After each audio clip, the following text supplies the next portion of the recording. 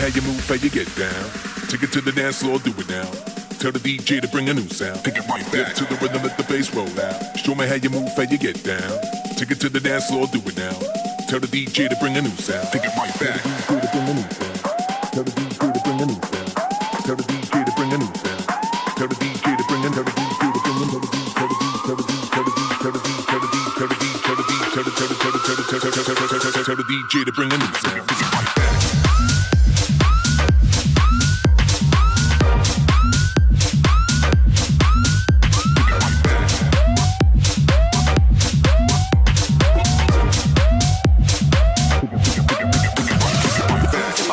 Hit the right beat, make it unique, flip the technique. Do it like that, work it like that, shake it like that, take it right back. Move to my feet, hit the right beat, make it unique, flip the technique. Do it like that, work it like that, shake it like that, take it right back.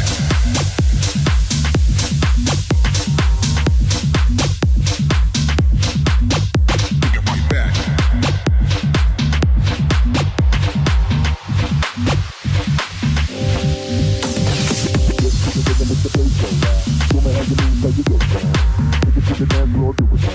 Tell the DJ to bring a new sound.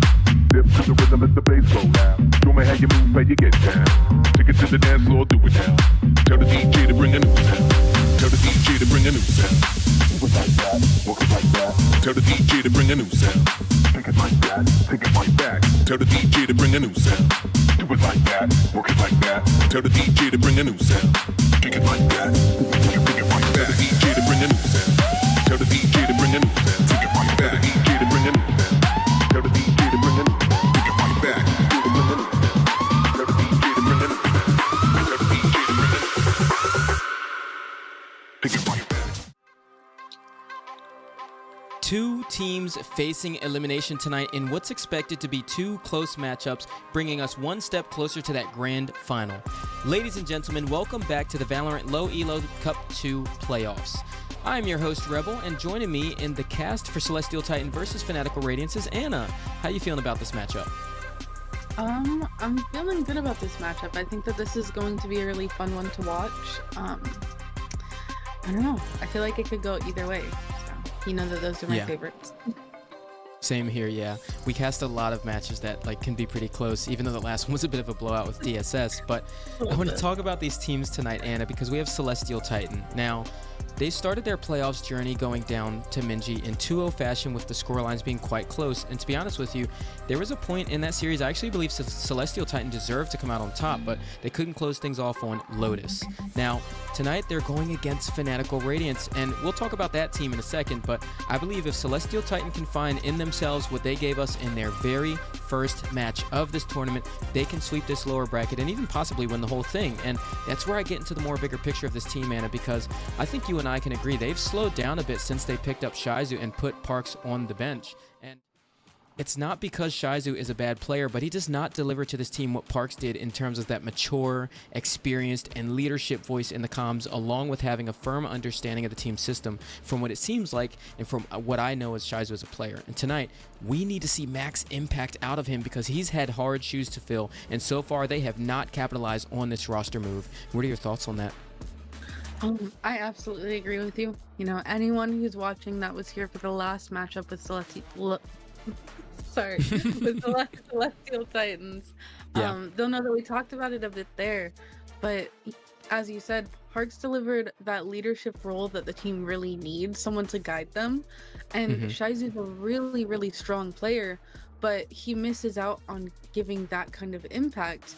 That I think is the reason why Celestial Titans came out so strong in the beginning of the tournament.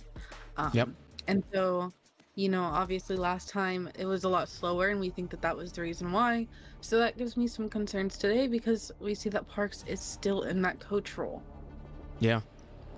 And it's definitely something that has had an effect on them over time. And I'm excited to see how it plays out tonight because the other thing, Anna, though, that we can be graceful towards is as teams have more time to prep with each other. The players can understand the system a lot better, and it plays to their advantages. But now I want to talk about FANATICAL Radiance, and this one, it's a bit harder for me to think about because they struggled to find their footing in their opening playoffs match against DSS Gaming. In fact, that series was only one of 3 series in this whole tournament that had a 26-4 scoreline, but FANATICAL Radiance were on the receiving end.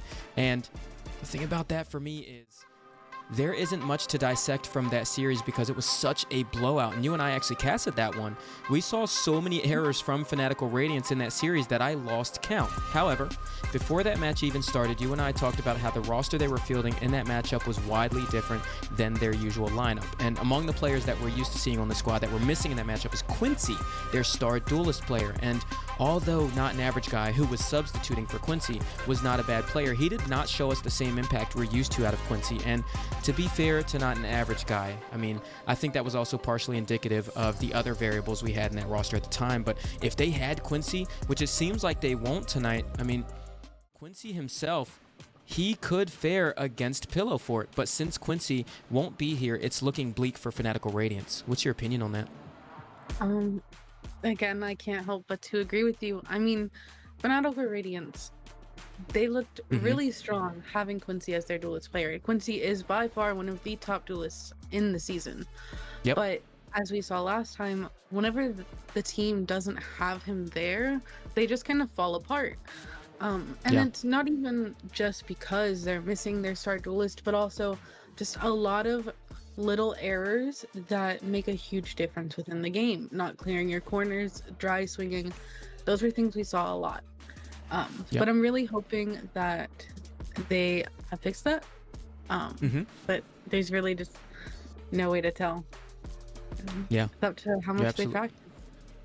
How much they practice, yeah. You're absolutely right. There's just no way to tell, to be honest with you, because looks like tonight they're actually going to have Celestial in that duelist role. So not an average guy going to come into this. And this is the second change, Anna, that we've had from FANATICAL Radiance coming into the playoffs. And one of the things before we get into the matchup here that you and I talked about in previous matchups since the start of the playoffs is, well, a lot of teams made a lot of changes coming into playoffs, and for some teams that meant their roster has completely faltered in their matchups, and for other teams, well, things worked out a little bit for them. So Celestial Titan and FANATICAL Radiance looking to ride that narrative tonight. And what are your thoughts on Celestial coming into the FANATICAL Radiance tonight as an emergency sub?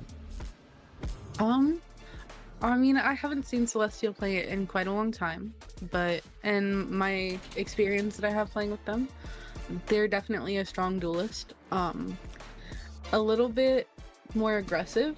You know, you kind of have to pull them in. Like, you're in charge of keeping them kind of on a leash because they just go for it. And I'm not sure how that's going to fare with FANATICAL Radiance and how they're going to be able to play around that. Yeah. Well, that was so well said, Anna. Folks, we are going to find out tonight. It is time to get into tonight's action. This is VLE Challengers Cup 2 Playoffs, Day 4.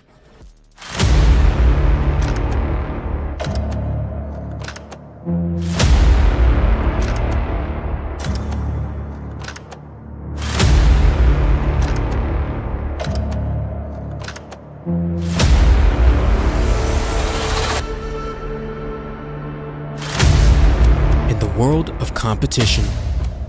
Adrenaline is high, and you must do or die. Break through the fear when the end is near, and face your fight or flight.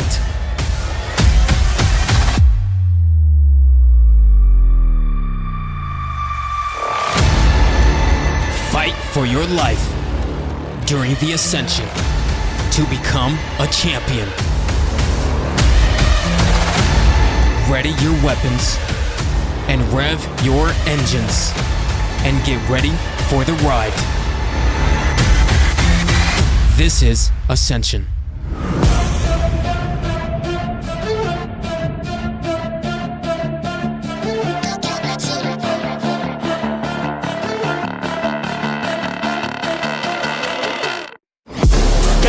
Out of me, you better watch out if your enemies are broke ahead of full prophecy to be the greatest beast the world has ever seen. I feed him every day like the bones clean. I feed him all the hate and he grows me, and he gets real big, pissed off quick. And if you cross him, you might drop dead. Metaphorically, of course, said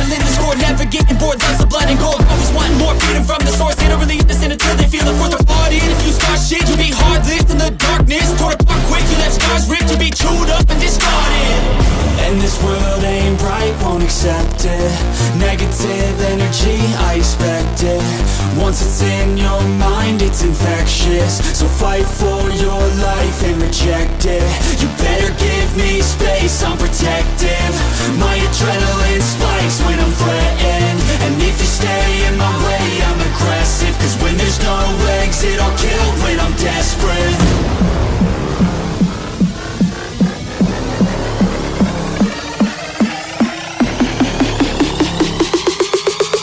When there's no exit, I'll kill when I'm desperate.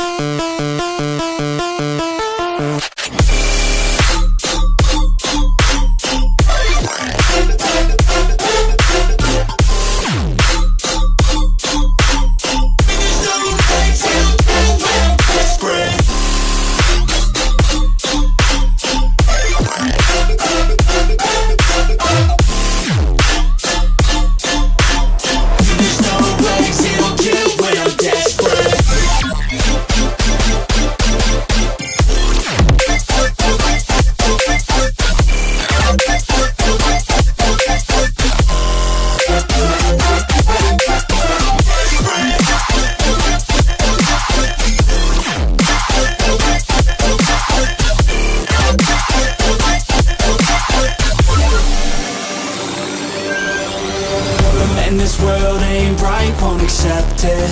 Negative energy, I expect it. Once it's in your mind, it's infectious. So fight for your life and reject it. You better give me space, I'm protective. My adrenaline spikes when I'm threatened. And if you stay in my way, I'm aggressive. Cause when there's no exit, I'll kill when I'm desperate.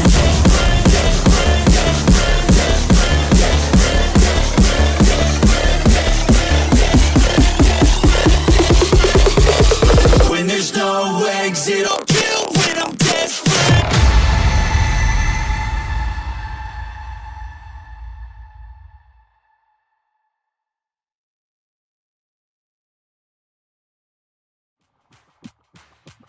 All right, folks, welcome back. Here we are, Celestial Titan versus Fanatical Radiance. Now, as both of them came out as second seed from their groups in the group stage and moving down to the lower bracket together, the Team A was decided by a wheel spin, and it looks like Celestial Titan have won that wheel spin. They get Team A here, Ana. They ban out Abyss, and we get Ascent banned by Fanatical Radiance, and we're starting things out on Lotus. Now, Ana, this is the very map that Celestial Titan took the server by storm in their very first series, just like you and I talked about before this map veto, and they're looking to bring it back out, and so I'm excited to see this. I am also really excited to see this. I want to see what they brought us before. You know, I want to see them come in and bring their all. Yeah, this is going to be really, really huge. And I mean, they're so good at these 3 bomb site maps, the way that they kind of play for the push and pull rotations between A and C. I mean, we're going to see it come out again. Fanatical Radiance starting out on defense. And I mean, I feel like attack was the stronger side for Celestial Titan the last time we saw them play this map.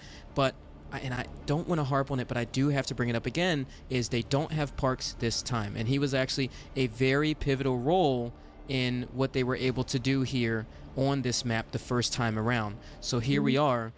They're going into this map with Shizu, so I'm excited to see how that might change for them. Here's the other thing though, right? We also saw them play Lotus against Benji, and they lost 13-10. Yeah. So, I mean, that play was so much different than what we saw originally. So I'm wondering, you know, are we going to see what we saw last time, or are they going to bring us what we want to see from that first matchup? Yep. Yeah. I'm hoping they show us what we're looking for. Right?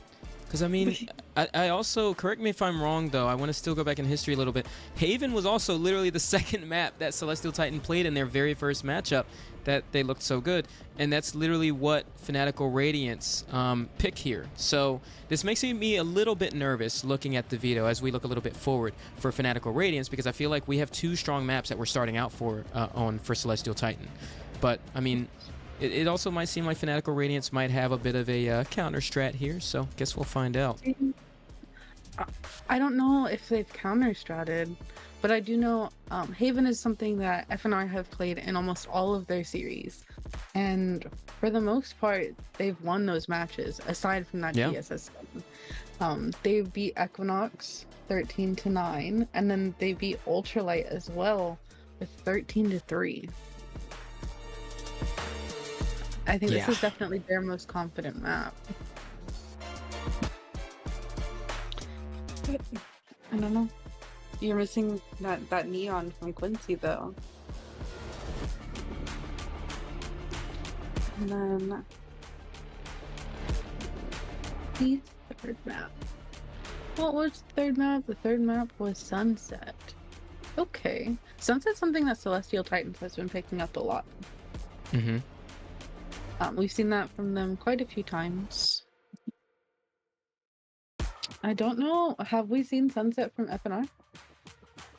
I don't think we have. But then again, I feel like FNR's... we've definitely seen Haven, right? Especially with Quincy on the Neon. I think we've seen Abyss as well. Quincy was on Neon on that one. I always remember Quincy when I think back to the other Fanatical Radiance games. I think we've also seen Ascent as well. Yeah, I don't think we've seen a Sunset from Fanatical Radiance, no. So what's the likelihood of them being able to take Sunset if we do make it to that third map?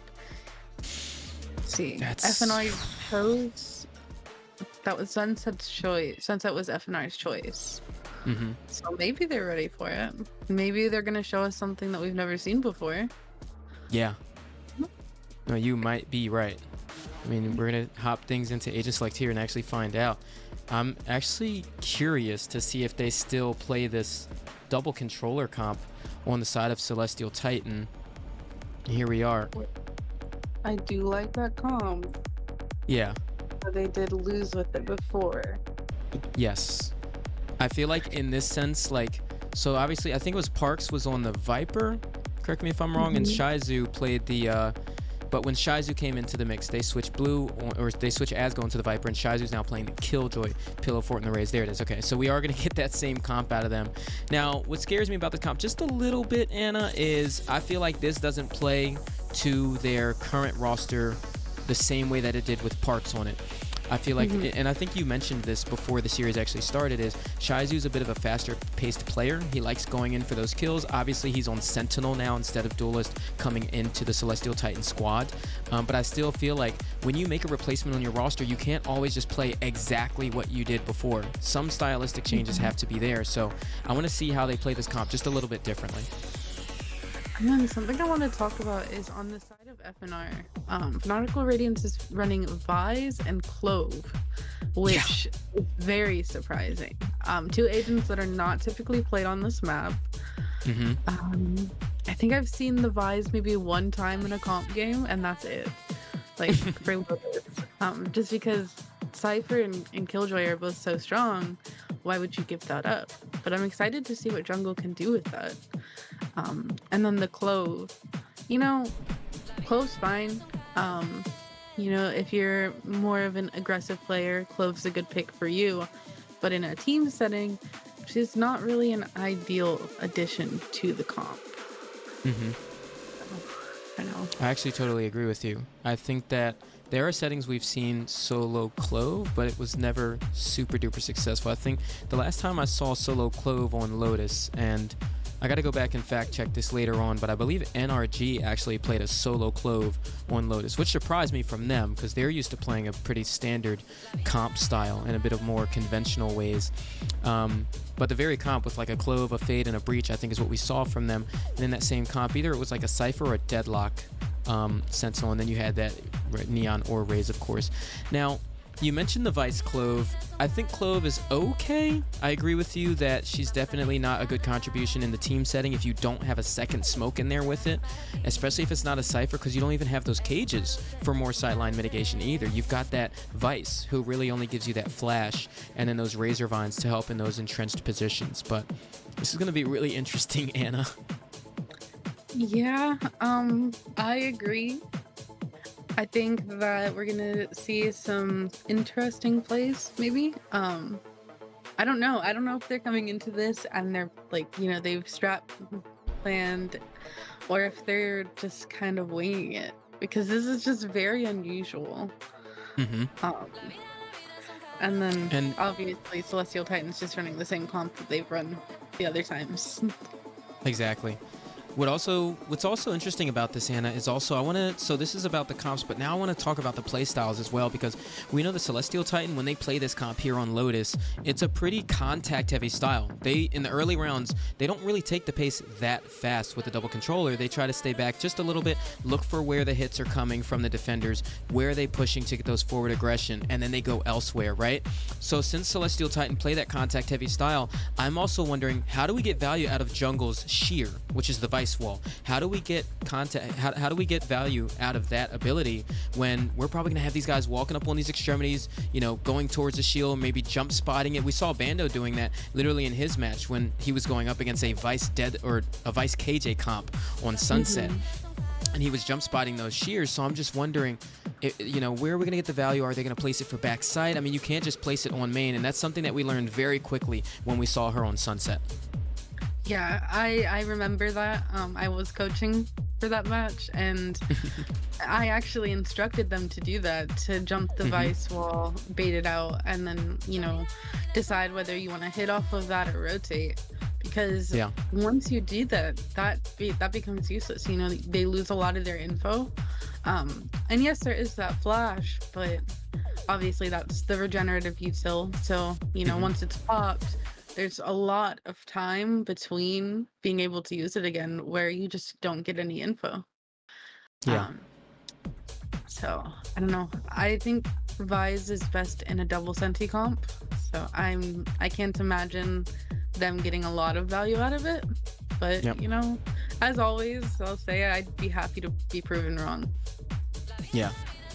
And thinking back, I think it was actually a Vice Deadlock comp, not Vice Killjoy, but I mean, still, it's that value that I'm worried about. Because the other thing about it too, though, Anna, is when we ever see a solo Vice or a solo Deadlock played on these maps, one of the questions that I always ask is, what is that flank watch going to look like when you're on attack, right? Because that's a big thing on Lotus. With the 3 bomb sites, teams are always looking to take space, especially if you are Celestial Titan. So when Fanatical Radiance are on attack, and this is me thinking a little bit more long-term of this comp, is how are you going to worry about those flanks? Are you actually going to put the shear on the flanks, or are you just going to dedicate Vice to a bit of a lurk?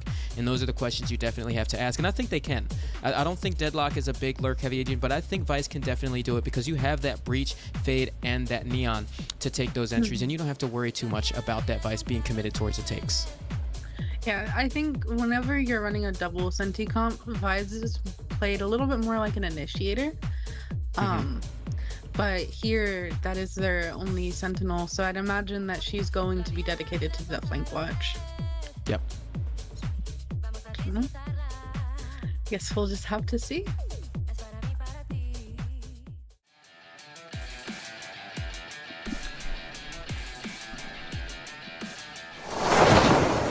Vi set up towards C, and that shear is actually on the B site.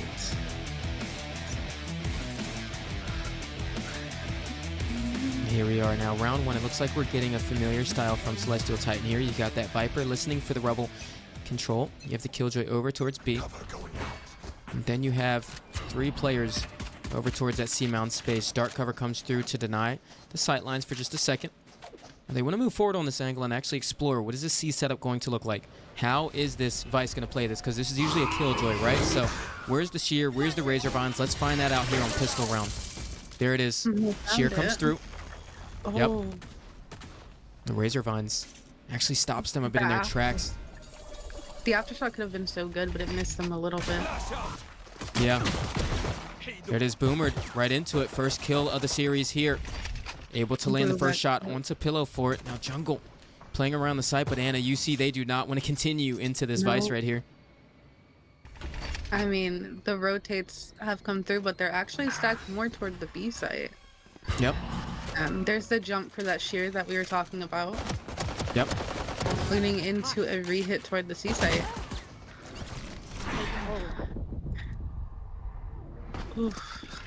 Ooh, he couldn't capitalize off that. Hit a paranoia over there towards Waterfall. Yeah. 30 seconds left. This is not looking good for Fanatical Radiance. Nope. They Low have HP all over the board. 1 blind, and that's the only util they have going into this retake.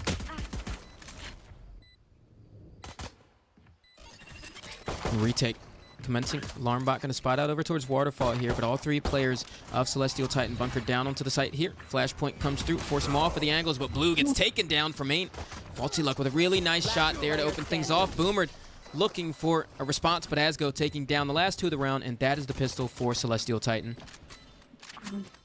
I mean, they played that exactly how we'd expect them to play that against Device. You know, they took the C site, they decided that they didn't want to push into that because of the rotates, and then they baited out that wall. You know, they pulled the rotates, and then they re-hit the C site. So, I mean, that was a great round from the side of Celestial Titans there. Yeah. For Fanatical Radiance, that concerns me a little bit because they over-rotated really fast.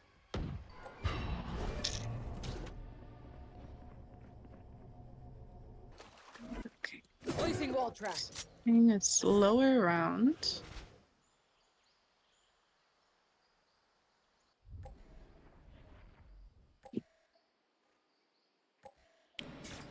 Now, one thing I do like the way that they're playing this Vice is they actually used that Arc Rose and both Razor Vines towards C, but the Shear's placed towards B, as you mentioned early in the pistol round. And what's nice about that too is that Shear lasts so long that even if the team does rotate to B from C, they jump spot into that Shear, and it lasts so long that everyone from A or C can rotate to B and help after the take comes through when the Shear is over. So I feel like Vice definitely has a lot of good stalling power, and it looks like Fanatical Radiance have a really good, understanding of how to play that on this map. Something I also noticed was I'm blanking on the name for Vice's blind, but they used it out towards C main to get some info and then pulled it back 30 seconds instantly.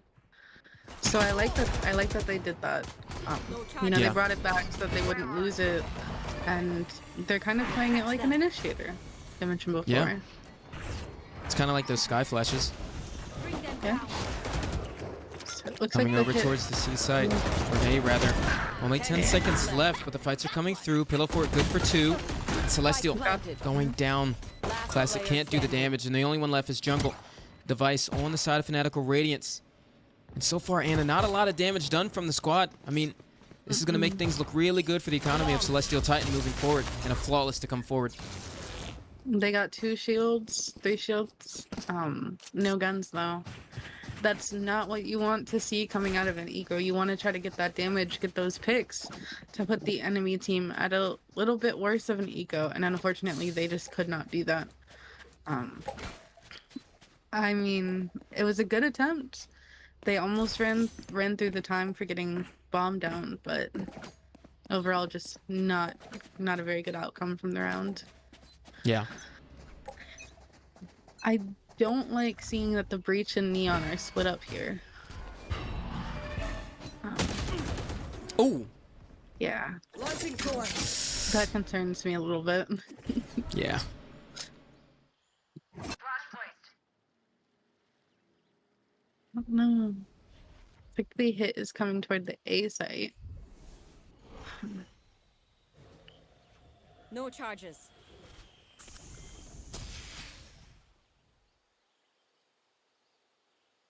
A bit of a peek there.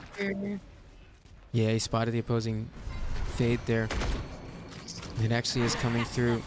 And Faulty Luck going to use a seize to try to mitigate things through tree, but backing up onto the side. He has a Vandal in hand.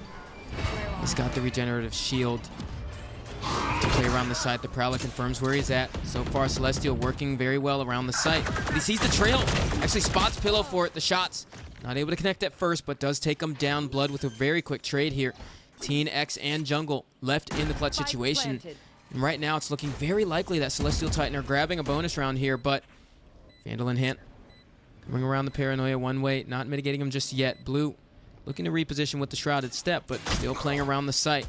Right now, he is the thorn that they have to deal with if they want to come into the site, because, I mean, they've also got a lurk underway by Shizu. So they have to get into this one, yeah. Goes for the tap one of the spike. Teen X looking to confirm the rest of the positions, but the Haunt is able to spot him out, and then Shizu with the flank and the Guardian able to close things off, and that is a bonus for Celestial Titan. I mean, beautiful round from the side of Celestial Titans. They were down, you know, they had worse guns, but they were able to pull that through. So that's something that we do like to see from them. I'm just, again, concerned for Fanatical Radiance. We're seeing those decision-making, like, mistakes. You know, we're not seeing the Neon and the Breach paired up. The Breach pushing up alone. Not being wary of the flank. Just all these little things that are detrimental.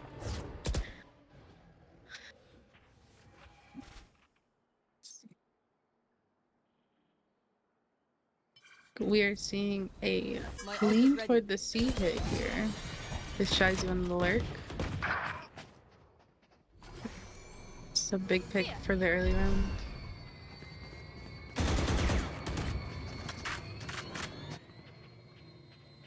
I mean, Jungle only has a classic to defend C with and one singular Razor Vine. But looks like they're just a bit weary of this positioning, so they're going to move over towards the A site. Blue is still moving here, trying to keep some of the attention there, but yeah, I mean, Celestial Titan have worked this mid-round very well. They're very aware Fanatical Radiance don't have really good guns. Very close range fights are going to be taken by the team. So you see them playing for that distance here and clearing out all these close angles with Prowlers. But, and I think they've taken a bit too long to realize the opening that they had here on A, so rotations are coming through. 30 seconds left. Celestial. I do think they're going to get bombed down here. Yeah. But well, Celestial opened things up. That was an impressive shot right there. right, they're seeing some damage on Teen X, but no other damage in the game yet. Except for Shizu now. Last player standing. Good hit. I mean, we had a very impressive shot going into the take, right? But following that, it was just a lot of missed shots from the side of Fanatical Radiance. A lot of body shots with Sheriffs. So they got the damage in, but they were not able to secure those kills. I want to see something different from them. I mean, I want to see them put that breach toward door, send the Neon pushing up, and take that space. Force Celestial Titans into that Sentinel setup.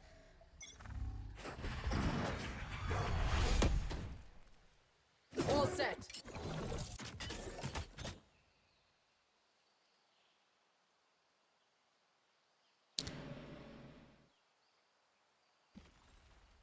It's a very similar setup here, but this time it's actually Blood over towards that A site. So slightly different default. They're just looking for any sort of pushes from this C site. Style that we're very used to from Celestial Titan here. Now, you see that they're still taking just a bit of rubble control here, not going too far into it though from Fanatical Radiance, but they have a bit of a read into that. Wall gets activated. Thorns are right on through. So that is Pillow Fort. Isolated towards the backside. Jungle actually took him down, but gets immediately traded by Blue there. And so, with those trades coming through, we have a 4v4. Spike going to go down, but it's not quite planted for Mound. So they're going to have to bunker into the site and play here. But they have 3 ults to work with. Viper's Pit from the Shadows and the Nightfall. The stun came out just a little too early. They weren't able to capitalize off of that. Yeah.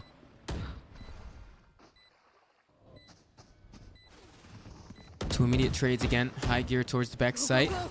Looking to open this one up. Celestial's into the site, but the Nano Swarms, they do get shot out pretty quickly here. Gonna go for the half. Shizu gets one of the picks. T-Nex looking to defend it. The stick comes through, and there it is. Defusal coming through for Fanatical Radiance. And the From the Shadows was committed a little bit too late by Blue. All right, that is what we like to see from Fanatical Radiance. Go into that retake, play together. Again, I would have liked to see that they waited on that breach stun and used it, you know, to potentially prevent them from losing bodies, but overall that was a good retake. And I like that they took the space toward Rubble. They did end up pushing Celestial Titans to hit that C site, but they should have expected it. You know, they should have anticipated that hit, but overall a good round.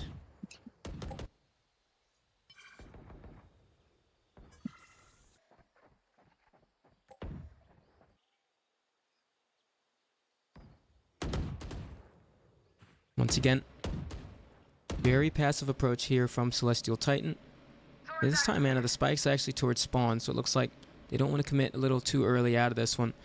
Now, later on, they're going to realize exactly what this setup on C is, and they're going to spend more and more resources to just completely bait out this space and just completely exhaust jungle of any options moving forward. And you see Blue is so committed to it as well. He's all the way through the site here. He's still trying to look for the pick. As the rest of the team explores over here towards the B site, the Clove smoke comes right on down. And Jungle has no utility left to defend the C site with, so you see he wants to go for a peek here and actually try to catch him off guard, and there it is.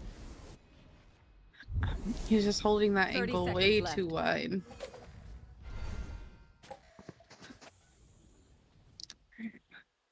It looks like the hit is leaning toward the A now into Celestial. Here we go. With ult. Oh, He stunned herself. oh no. I'm not sure that relay bolt was necessary. And they had them in their crosshairs. TNX Oh, able they to ran use out the not time. dead yet to come right on through, but the rest of the pick coming towards Tree. They're gonna have to recover the spike, and they can't. Not enough time to work with. Now it's an awkward round, but Fanatical Radiance have done it very well. I mean, I agree with what you said. That relay bolt wasn't very necessary. That really, I think, was the reason why Celestial died there. Or even just being a little bit more careful with where you're throwing it. But the round looked good from Fanatical Radiance. Yeah.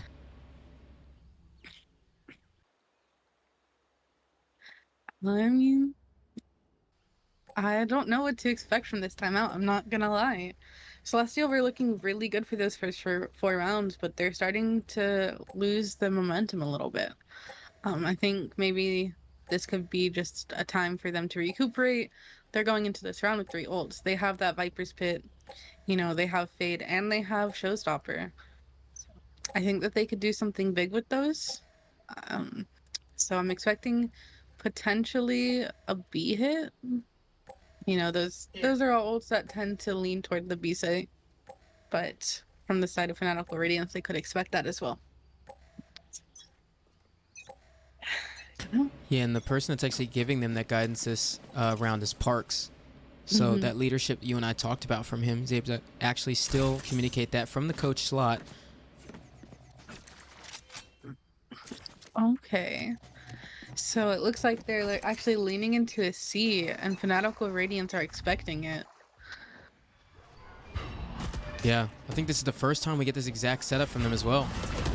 Eye comes through, relay bolt over towards Mound, and it stuns almost everyone, but the shots way too labored from Celestial there. Player standing. And the fights still go the side of Fanatical Radiance.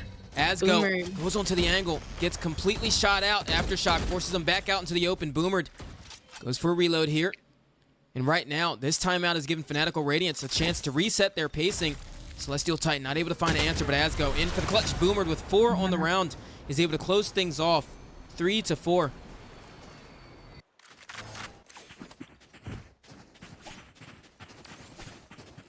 I mean, Celestial did whiff quite a bit there, but it was brought back by Boomer getting that 4K. Yeah. I mean, I know they say that you're only as strong as your weakest link, but in that fight, that was not the case. Yeah. Not that Celestial's a weak link, but in that fight, Celestial was. So it's okay.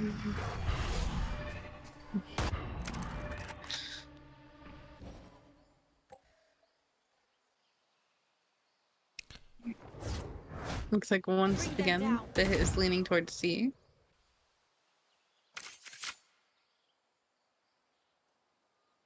I mean, I'm going to be honest. This round, if I were the IGL for Celestial Titan, this is the round here that I'm trying to change up my pacing now. I mean, Ana, it seems like Fanatical Radiance have a clear understanding of how Celestial Titan like to play. It's slow early round, speed up a bit mid-round, grab that info, and then just go for an explosive execute. I mean, Fanatical Radiance are reading so well into that they can comfortably play for a retake here. Paranoia actually comes right on through onto Celestial, but not able to follow up as the relay bolt comes through in response. Right now we've got the 5v5 retake going on, but Asgo, it's a really nice shot there. Arc Rose not able to land. Celestial still coming through the dark cover. Looking for the next shot here.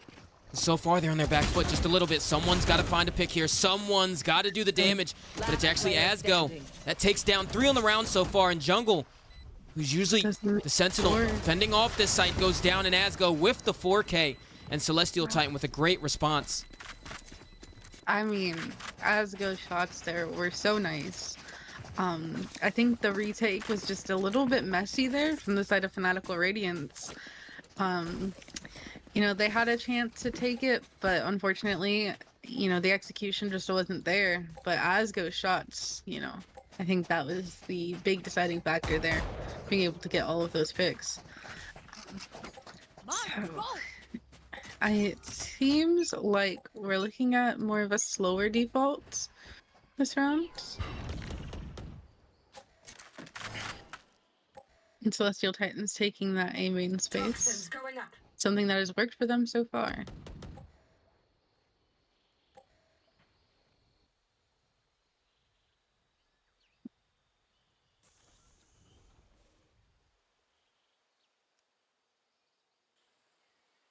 Once again, Fanatical Radiance very aware of the pacing too. It's a really silent round so far, but I mean, they didn't take any space off the back of the first cooldown of the Toxic Dream, but this time they are. Spam comes through, looking for the first pick, but Celestial's aware of how that positioning is towards the tree stump. He's able to actually recover 2 off the back of it. Teen X here with the support. And right now you see Celestial Titan do not want to proceed. And they're going over towards B. They're aware that Celestial Titans like to do that, you know, once the picks come through, they rotate. And I think Fanatical Radiance are ready for that. Good hit. 30 seconds left. I love that. Just like that other round when you mentioned it. You know, Jungle actually uses that Arc Rose to get the information, but this time he uses it to see if the rotation over here towards C is actually real, and he does. And also the Shear completely splitting them up onto the site, but Pillow Fort able to come out after it's finished. The Celestial Titan still here on the site. There it is, the Steel Garden to come right on through.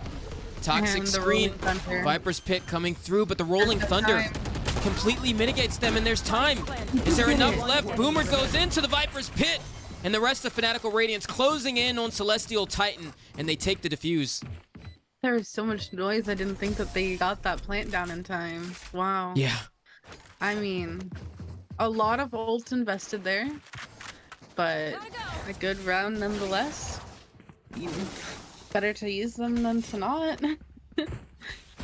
I mean, the retake from Fanatical Radiance was really good there, and Celestial getting those 2 opening picks, that secured the round for them there.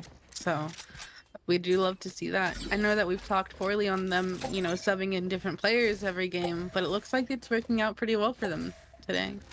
You know, it may not be the same player, but they still get that neon. Placing wall trap. Blinding flash trap destroyed. Launching thorn.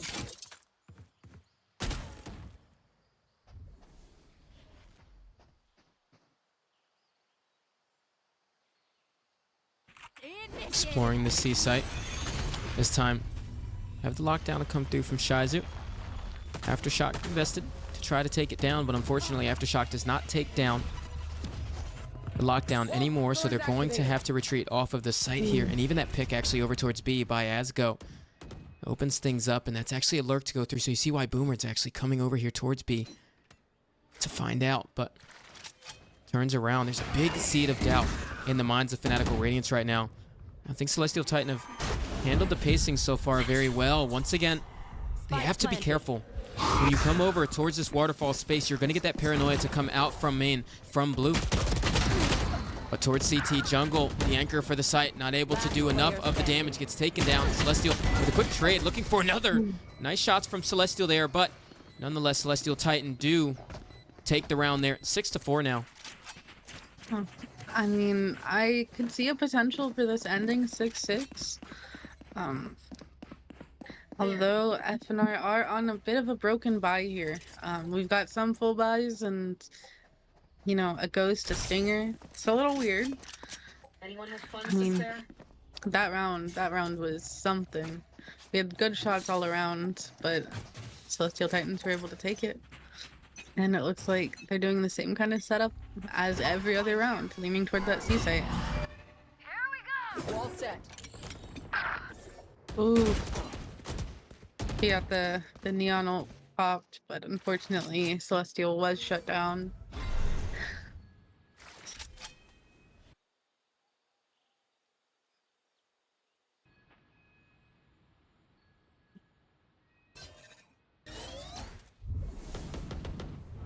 Slow down just a bit. Ooh. See that? He actually got away from the Prowler. Tucked around REBL there, so he's still actually able to play the position, but looks like the team is ready for the reposition there. He tries to go for it, but it's taken down by Shizu. And now all three players of Fanatical Radiance on their back foot looking to come over towards A. Two players, though, and on Celestial Titan are pretty low. That is true.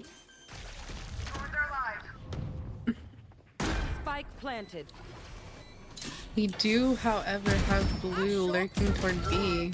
Back like I never left. Oh, goes for the not dead yet here.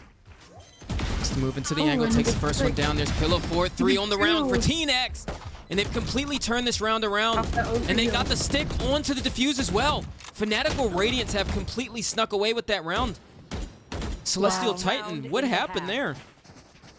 I mean, we've seen it from TNX on that Sentinel role.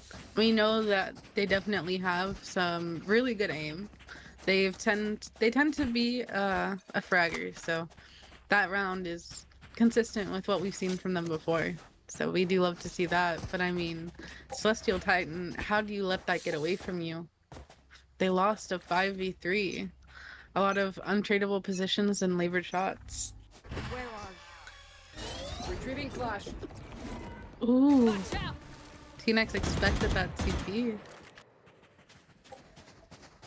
Recalling my bot. And the hit is going toward the C site. Let's see. Wall trip. Storms activated. Sheer comes through, Razor Bond's activated. A jungle is pretty good at this stall, but it's not really doing much for them right now. Nano Swarms to try to mitigate that positioning, but Pillow Fort is so ahead of the curve. It doesn't even matter that he always gets separated from the rest of the team with that. And Faulty Luck looks like he wants to follow up in this retake with the Nightfall. It comes right on through onto the site. Prowlers to follow up. Coming into the site pretty quickly. TNX once again with it. Picks up. Pick me up. Blood able to grab the trade. It was a 2v2, but it quickly goes down to a 1v2. Faulty Luck not able to get the clutch in Asgo with 2 on the round to secure the 7th on this first half, and it's 7-5 for Celestial Titan.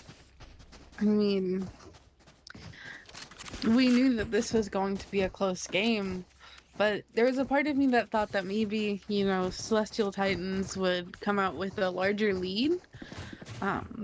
But no, 7-5 is not a bad half. We do know that Fanatical Radiance is playing a more aggressive comp, but we also know that Celestial Titans is playing a more defense-sided comp. So I feel like, you know, these rounds could really go either way. But then I also want to mention back to what we talked about last time is the aggressive comps being slowed down by that Viper. And we've seen how much impact that can have. Yeah. Once again, Boomer separated from his duelist. Not ideal. Typically, if you want to have one of the initiators lurking a little bit, you would want it to be that Fade.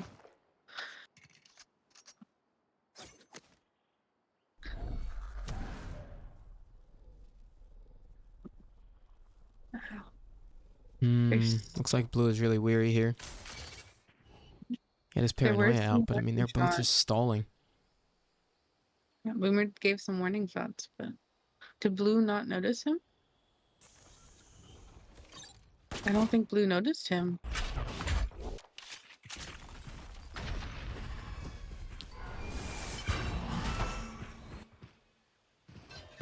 mean, Blood on this close angle with a Frenzy. Gonna make this a bit different, but what is this shot from T-Nex? Just opened it up, but Blood's good for the trade. Goes back into the angle. Is gonna have to be a little bit careful here. They have a bit of a pinch. Blue taking a bit of a pressure over towards this link position as Celestial looking to move forward, but they're gonna go for a double backstab early. And they do take down T-Nex. Celestial moving in to look for the trade quickly. There it is. First headshot comes through, looking for the second. Not able to get it, but they've just been completely trapped here, Anna, on this pistol round. And Celestial Titan have handled it so well. Well, I think that maybe if Boomer committed to that flank, they could have taken out Blue there, because Blue just didn't care, was not paying attention to behind him. He didn't check it at all. And, you know, the Viper was that, so that's Asgo. Asgo was pretty late to picking up Blue's back. So I feel like that timing, if they got it there, it would have helped them out a lot. Yeah.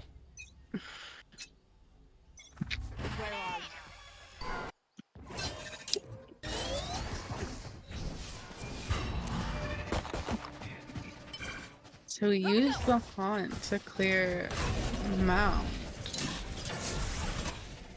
And they want to push into this Viper Killjoy setup.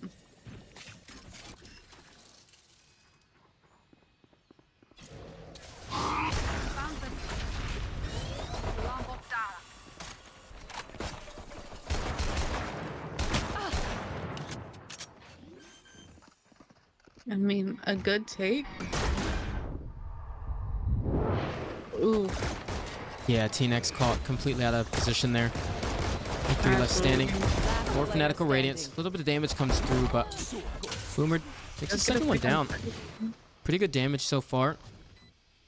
Move through, look for a little bit more damage, but here's a defuse by Pillow Fort. They do keep the armor on the last 3 players. Now, one thing I wanted to quickly mention here, Anna, we talked about that Clove pick before the game started. Now, when you have that solo Clove as your controller on attack, you can't take too long to go into the sites, because Clove has the shortest smokes in the game, like duration-wise. So they had their smokes down, and because they got stalled out so hard, there are actually no smokes left once they actually went onto the site. So there's nothing smoked. And you saw T-Nex jumping around backside trying to get away from the paranoia, but because those smokes weren't capitalized off of quickly enough, he actually gets caught out in the open. So that's a glaring issue that they're probably going to have to address as they move a little bit later, because they don't have that follow-up. They don't have an Omen or an Astra as a double orb to actually follow up with those smokes and keep people safe from those sightlines. Yeah, I absolutely agree. I think with Clove, as you said, having that shorter duration, you do not want to put those smokes until you know that you're hitting the site and until your team is ready. Because if you put those early, then by the time you get out, you have a few seconds left on the smoke and then they're gone. Yeah. So it's either you place them as you're hitting, and if you're playing default, so you can throw some fakes and you don't hit until you get that smoke back. Yeah. So it's just, you really have to be careful with how you do that. But to be fair, that can be said for every smokes agent, but with her, you know, it's just a little bit more of an important detail. So I do hope that we see some change there. Also, the Haunt. I'm not opposed to the Haunt, like toward Mound. You know, it does help them clear out that space, but we know that the Killjoy is set up there, so the likelihood of them pushing, it's a lot lower. Unless maybe there's a one-way, and then you could assume that someone's pushing out.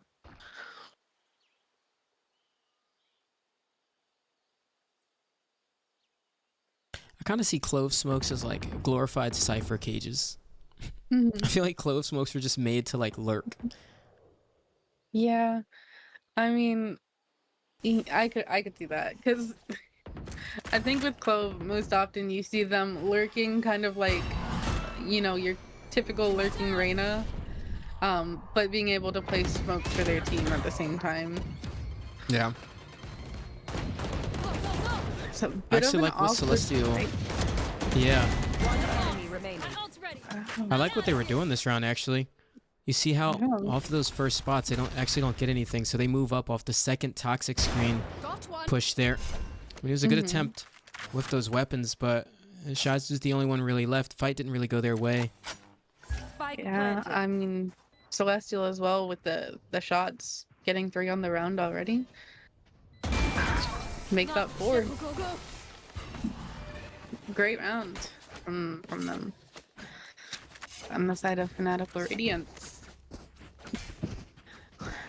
Okay. So I'm seeing some pings come through on the side of Celestial Titans toward the A main. So it does look like they are going to be fighting for that space again. A little weird having the Omen in tree. Typically you would have him throwing a paranoia from door or teleporting up through rubble. Oh. And there's that fight, taking that space. T-Nex gets pillow for it. And Celestial Titans are going to back up off of that. Yeah, which is smart too. I feel like both teams in that engagement at REBL Ana have a really good sense of how to play it and how to move back out of danger. Because you see, like, the first point of contact there is usually the C's nade. So then after the C's nade, Celestial and T-Nex actually wait for that. Then they move into position. Once the fight actually gets taken based off the Prowler info, then you actually see that they go for the counter paranoia from Celestial Titan, and then Celestial actually throws the relay bolt. So both teams are really good at like kind of like that back and forth engagement there. And so I think both teams are finding good value of fighting this Rebel space. I agree. This so far it's gone this for the side of Fanatical Radiance both times. No charges. And it does look like they're going to be committing to this A hit. 30 seconds left. Blue's able to take out Celestial, and Faulty Luck has taken back sight on 30 HP. I like that they want to take the first contact, but I don't like that they're not tradable. One enemy Yeah. And not remaining. haunting them. That's 3. Back like Ooh. I never left. Wait a T-Nex minute. pop. Do we see Trombone Man Noah reincarnated? Oh, no. Almost.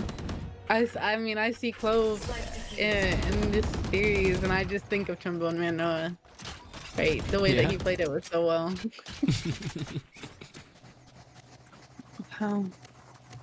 It just feels like a back and forth. You know, both teams are playing this really well. Like I said, you know, on the side of Celestial Titans, you've got the more defense-sided comp, and then on the side of Fanatical Radiance, the more attack-sided. So, I mean, both teams playing well. So, let's see. We're seeing a default here on the attacking side, but once again, we have Boomered alone toward the B.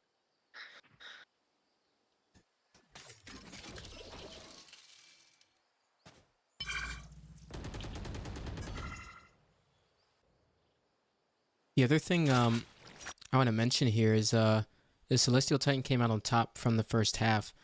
So not only is this a attack-sided map, Find you. but they're playing a very defense-sided comp. So I feel like that plays to the advantage of Celestial Titan in the long run, because now they get to bunker down with this Killjoy and Viper towards C and just take fights everywhere else. And it's been going their way, so it's going to be really hard for Fanatical Radiance. They're going to have to change this early round pacing, Anna, if they want to find success. Ooh. And Blood gets to take out Celestial and T-Nex. And that leaves Fanatical Radiance in a bit of an awkward spot.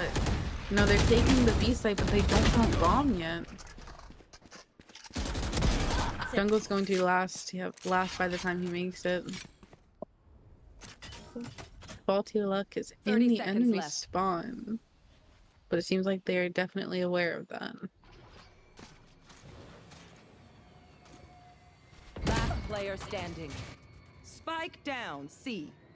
Jungle goes down. Yeah. This is very awkward for them. 10 seconds I'm left. assuming we're just going to see a save here. Yeah. You know, I will say, maybe on attack, it wasn't as strong as we saw it previously, but I think Celestial Titan definitely looked back in form, particularly on this map.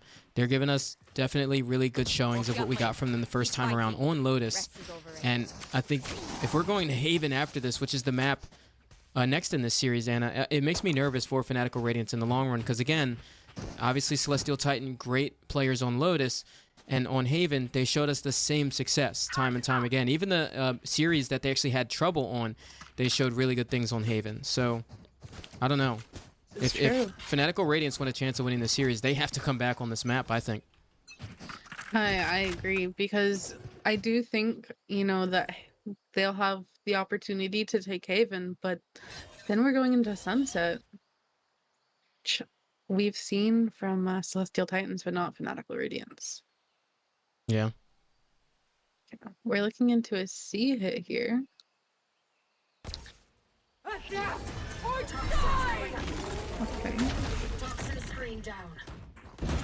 Steel Garden over towards the C site, forcing the Viper off of the site here. Spike this time, because they have that space, they're able to plant it fully for mound control here.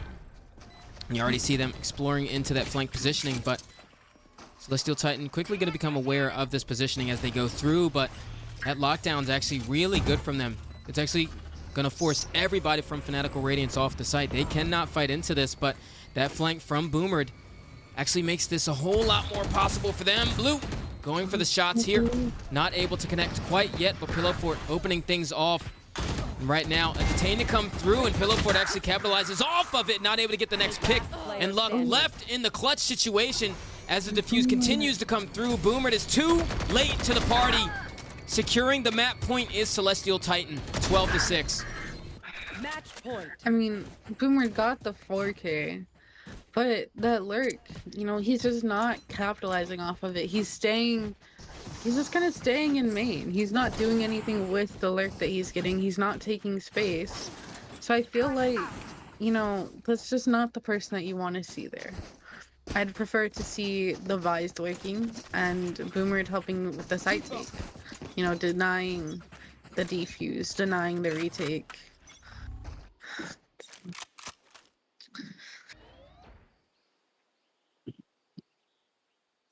So we have 4 players toward A, and Vi's, the jungle is alone with Bomb. Doesn't clear the angle. Yep. Pillowfort plays it, and I mean, everybody just starts going down. Almost no one left on the side of Fanatical Radiance. Jungle is the only one left to do the damage here. 1v4 to keep Fanatical Radiance into the game here. Does have full HP, Arc Rose and Razor Vine in hand. He's got the spike. Full bullets on the Phantom here. Looking to go onto the angle here, but Blue gets his first point of contact. Pillowfort going onto the angle, gets punished, but a quick trade from Blue ends things off here on map 1. 13-6 for Celestial Titan on Lotus. Wow. I mean, we expected the map to go Celestial Titan's way. But you know, it ended so close. But Fanatical Radiance only got 1 on the attack side. Their first half looked so good. I really don't know what to say here. We're seeing from Fanatical Radiance the same kind of mistakes that we saw last time. Yeah, I don't think to the same degree though. They've in this series already got more rounds than they did in the last time. But I definitely think that it's safe to say that in that game, the only thing that Fanatical Radiance were not doing, at least from a macro perspective, is capitalizing off the repetitive pieces that we saw coming out from Celestial Titan. I mean, when they were on attack, they were doing almost the same thing every round, just playing passive towards A or C, looking for where the push is coming from Fanatical Radiance on the opposing side, and then just going elsewhere to plant the spike. They were going jump spotting that wall over towards C. They were honestly just like over time realizing how jungle actually has his utility placed down, and they just started playing around it. And so from that Vice pick, that's one thing that we talked about during Agent Select Ana. I don't think that we saw enough variation come out of him. It was almost the same setup every time on that C site. And even though he had a wall like that diagonal one towards side, that's a really good one to isolate fights either towards main or towards Ben. And he also had the wall where he placed towards B site on the pistol round, and then he also had one where he placed it for the choke point instead, just for information. I still think that in general, what you have to do on that Vice to really get value out of it is look at the entry pathings. You want to look at where Pillow Fort is actually scaling towards and utilize your utility in that way instead of just having kind of like this clear-cut plan going into it. Maybe have the shear over towards Bend and force him even further away from the team and that kind of thing. And small adjustments like that is what they were missing for sure. I agree.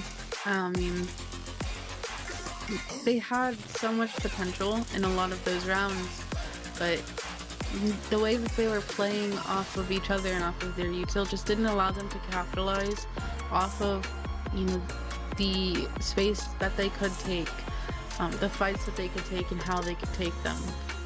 So hopefully, you know, going into Haven, we see some changes there, but it's not looking good so far. Yeah, you're absolutely right. And speaking of Haven, folks, we're going to throw it to a small intermission here, but we will be back with map 2 of the series, Haven. Stick around because you won't want to miss it.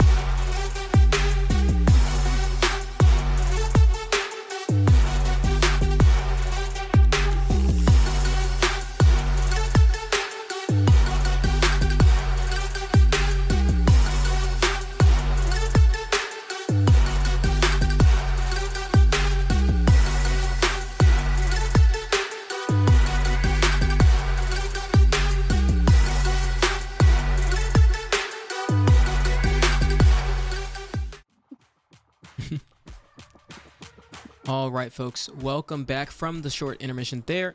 Fanatical Radiance versus Celestial Titan. Celestial Titan coming out on top of map 1 Lotus 13-6 fashion. Now, Anna, we're moving things to Haven, and this makes me nervous here because I know Celestial Titan are also good at this map, and honestly, in my mind, after seeing the way the first map went, I honestly think this is just going to be a very swift 2-0 for Celestial Titan. I'm not sure Fanatical Radiance stand a chance, but they could easily prove me wrong here. Now, I want to get your thoughts going into this because obviously in that first map we had Celestial playing onto that Neon on Lotus, and presumably maybe even playing onto it on Haven. And one thing that Storch and I talk about on cast is the one size fits all style. And you and I had a lot of gripes and critiques about that solo Clove and also the solo Vice on their side. I don't think this is a comp we're going to see here on Haven, but I don't know. From what I just saw there, it looks like they're comfortable with the Clove on 3 bomb site maps. Do you think that they might invest in that Clove again? Honestly, I hope not. Because with how large of a map, Haven is, you really have to rotate a lot if the attacking team decides that, they want to play defaulty, like to smoke them off. It's just, it's really hard to do, I think. And not to mention the smoke's disintegrating so fast, you really can't hold them off for very long. I also think Haven is just an Omen's playground. I think to not play Omen, is a terrible decision. There's so many places for him to get into. Just not playing him on Haven is, why? Why would you do that? As for the totally Neon, I could see the Neon. As I said, I haven't seen Celestial play in quite a long time. When we were on a team together, I was kind of against the Neon from them. It wasn't looking bad last game, but I think, putting them potentially onto a different duelist would benefit the team. But even more than that, I think just having your flash initiator support your duelist is the biggest thing. I think with a good initiator, Celestial can take a lot of space and give so much impact to the team.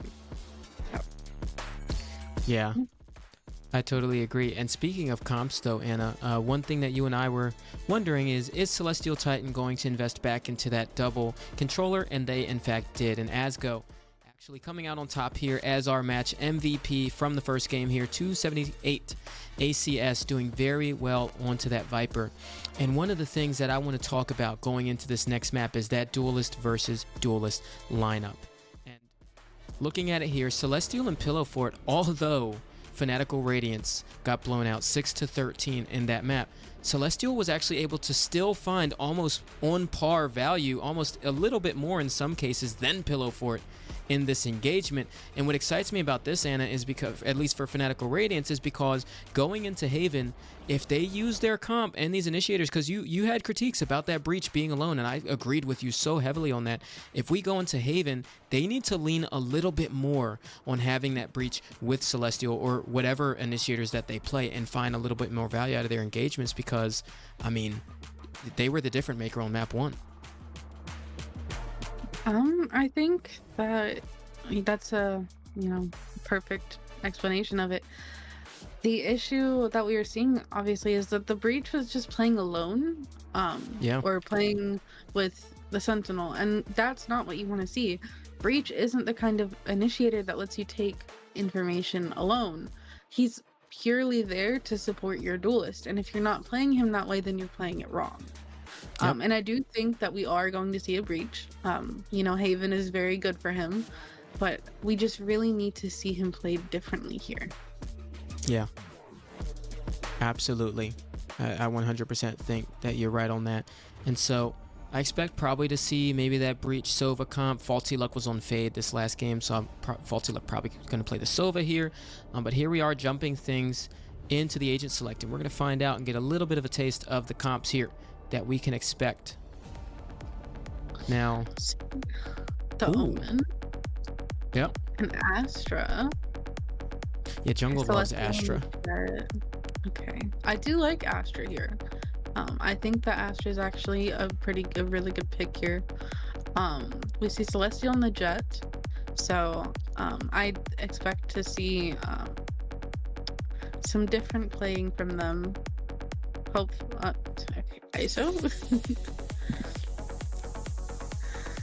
We see blue on the breach, some Sovas, and ciphers. Okay, pretty standard comms from both sides. Yeah. Not any unusual agents going into these comp picks. Alright. Probably the Astra going to come out there as well. So, yep, there it is. So both comps actually very expected from both teams. Even though maybe you could see Fanatical Radiance maybe lean into that breach. Now that I think back at that map one, it could be that Boomer's not as comfortable with that role. I honestly think that Boomer is an incredible KO player, and they've played this comp before actually in this very tournament, the Sova KO on Haven. So definitely, I think it'll work out better for them because Boomer is more comfortable in the role, and Celestial can play with Boomer. And on the flip side, Celestial Titan, I think the first time, Anna, we saw them on this map, they played that Viper comp, but they swapped things over here to the Sova Breach Neon, which is good because I believe that's what they got from the last matchup from them as well. And it definitely plays to their tempo a little bit better.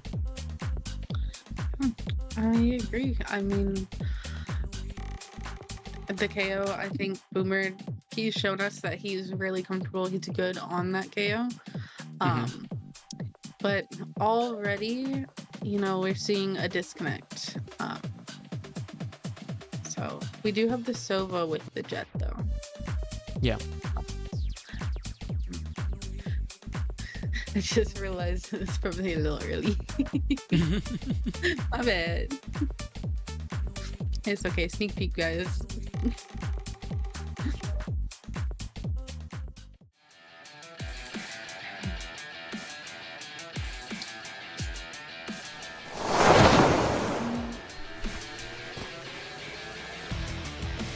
I think the ask for being toward A is a little interesting.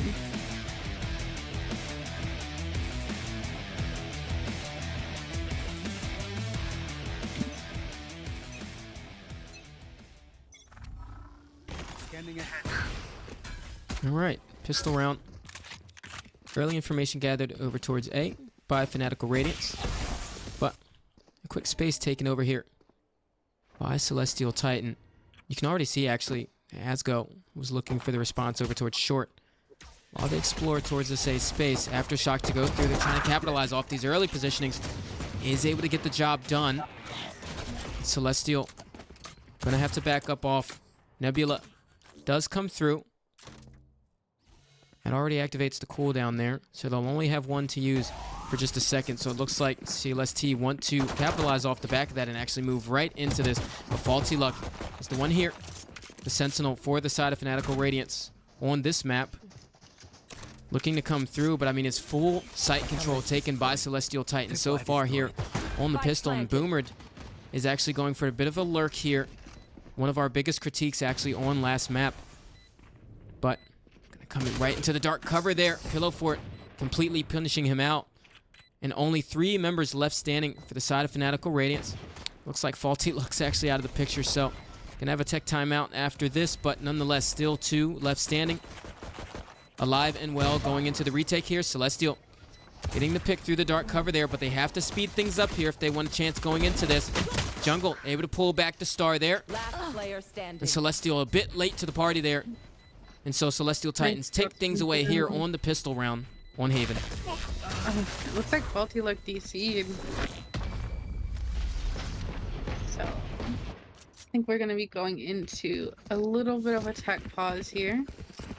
I mean, blue, you know, 3 on the round, great round from them. I mean, the site take, that was really good. So, I don't know. Celestial Titan's already looking good.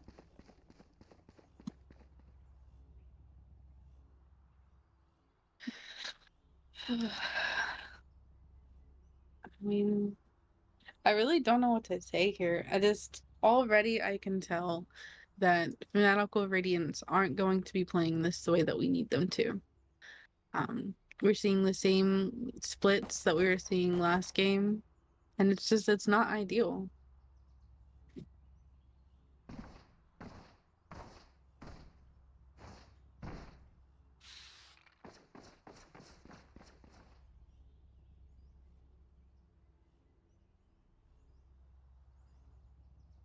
those of you that celebrate Thanksgiving, happy Thanksgiving yesterday. It was the turkeyest day. Do you celebrate? Happy Turkey. Yes, but you know, since I'm a caretaker for my grandmother now, I'm away from a lot of my family, so it was just us two. So we only made Nice. you know, those like smaller turkeys. We made one of those. Nice. And she taught me the trick to making your turkey juicy. So now I know how to not make dry turkey. W. Apparently, cool. so the little turkey pans that you would buy from the store, those like aluminum ones or whatever they're made out of, you don't want to use those actually because it dries out the turkey. So there's actual pans that have like a grate inside of them, and then you put water under the turkey, and it helps the turkey to not dry out. So it was really good. Wow. We get to learn about Valorant and learn how to cook Thanksgiving turkey all on the same day. That's cool. I love cooking. That's dope. Yeah, no, Thanksgiving was nice and chill this year. And those of you out there, we hope you had a good meal too, and hopefully for next year, Anna's giving you a good tip for your Thanksgiving turkeys. It looks like we are ready to get things off. Timer has started here. VLE meetup, and I cook everyone food. Yeah. Right there. Get a nice little Thanksgiving meal for our VLE Challengers. Yeah. Let's see, there's Friendsgiving. What do we call this? Valo giving. So you Wait, we had Here. we had the same idea. That's too good. All right, Here we getting are. into the round. Let's see, we're looking at taking some ace space. Let's see.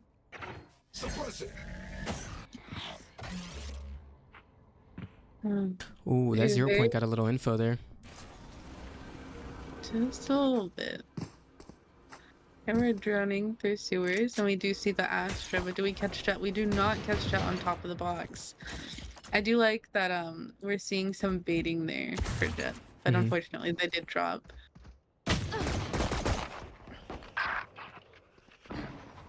Okay, Shizy with the first pick onto Boomer.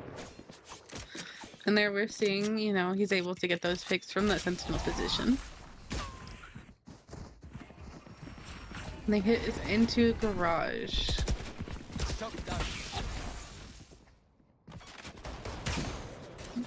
And they took a little bit long to take this timing too. Celestial able to actually slip through enemy lines. Come right behind. Wait a minute. 30 seconds left. Okay, Shizy with another pick. And Pillow Fort with 2. Down to just one player left on the side of Fanatical Radiance, and that is Jungle, with Classic in hand. And Shizy takes it away with 3 on the round. Again, just a great attack side from the side of Celestial. Celestial. I can't speak today. I like, you know, that they took that space toward A. They felt things out, got some damage in, and then they rotated. Yeah, we're seeing a very similar playstyle to what we saw last map. So I'm a little surprised that Fanatical Radiance hasn't seemed to catch on to the way that they're playing, and the fact that they're playing very similarly. Yeah. They love grouping up on these takes as well. This time moving right over towards garage, but T-Nex, such a vulnerable position he's in. Faulty left to go for some quick trades here. Lots of shots coming out from the Guardian. He's not even aware. One is over towards long, comes right on through, and that's a pinch. And so far, once again, Fanatical Radiance down in the round, but not quite out. Celestial regrouping with Boomer over here towards garage. They come through onto the site there. Flashbang in hand. Is going to land down, but that shock does a little bit of damage onto both. And they're just waiting for their Astra to regroup here, have both smokes in hand. Actually, looks like they're going to go for that Nebula. Concuss towards back site. Pillow Fort does get hit by it as well, but Boomer gets the first pick over towards garage. Not able to close things off, and once again, Anna, we get a bonus conversion from Celestial Titan. A great bonus, but the shots were labored from both sides there. I mean, every single new perspective that I tapped into, I was seeing whiffs. You know, I think the players are slowing down just a little bit, but it's looking good for the side of Celestial. Something surprising though is we're seeing Az go with 0 on the board, coming in from the MVP last game. It's not something I expected to see. Yeah.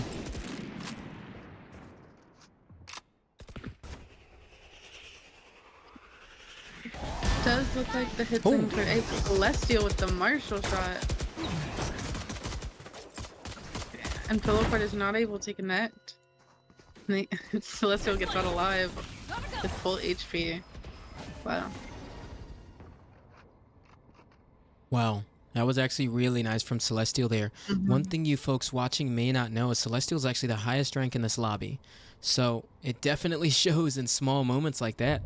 Able to get that first pick and use both cloud bursts to still make it hard for them to get a trade. And they get out alive at that. But regrouping over here towards Garage. Right now there's a Stinger in hand of Ulti-Lux, so he's also got contact for Boomered. There's a really good bait and switch here, but looks like they're super wary of it. The drone's going to come out. Boomered's going to have to shoot out this drone. Comes into the angle, shooting out the drone. I don't think they spotted him towards that side. Paranoia through. Stinger still into the corner. The running gun not able to land it down. Fortnite has been uninstalled from Valorant this round. But going into the site here, Boomer flash drive comes through onto the site. He's looking for the picks here, but he's not aware. Pillow Fort doing the 360s on the site. Not aware of where the anchor is coming through. And only 3 left standing on both sides. T-Nex not able to help even things out.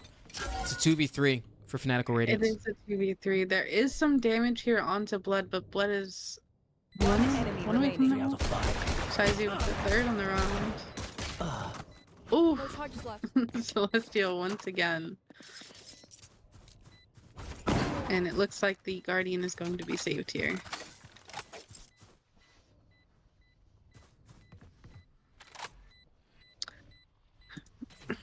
I mean, a good attempt from Fanatical Radiance, but unfortunately the round is just not theirs for the taking.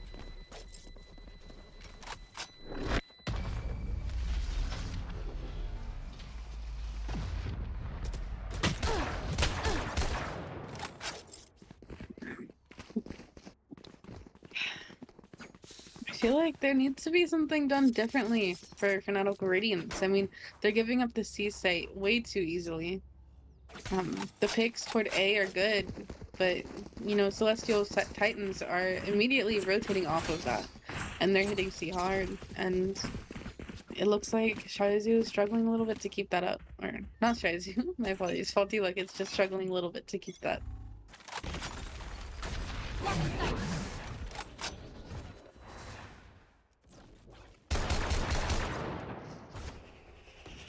Once again, some space being taken toward A.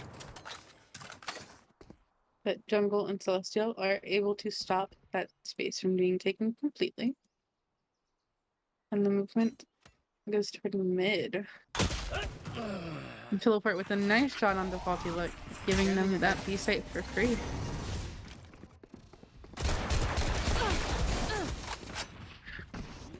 Celestial down to 1 HP. Oh, Philipart with 3. Out of charges. One enemy remaining. There's Shizy once again with those alerts too.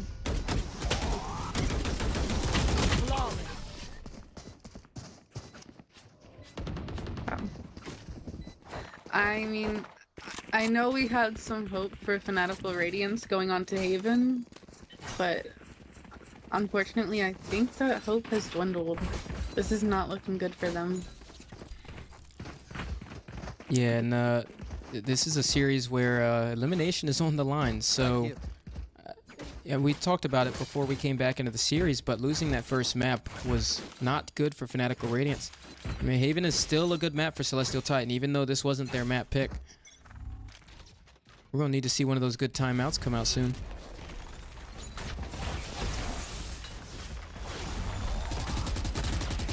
Right onto the site here, Pillow Fort looking for the spams through the cages. They're aware of where he's playing. But Faulty Luck almost getting away with his life. Does go down though. And right now, left back sight, only Teen X. Boomer Ingaraj turns around at the wrong time. And the alert from Shizu is actually able to take him down. Jungle and Celestial left in for the clutch 2v5 here. I mean, again, the economy is almost maxed out for Celestial Titan.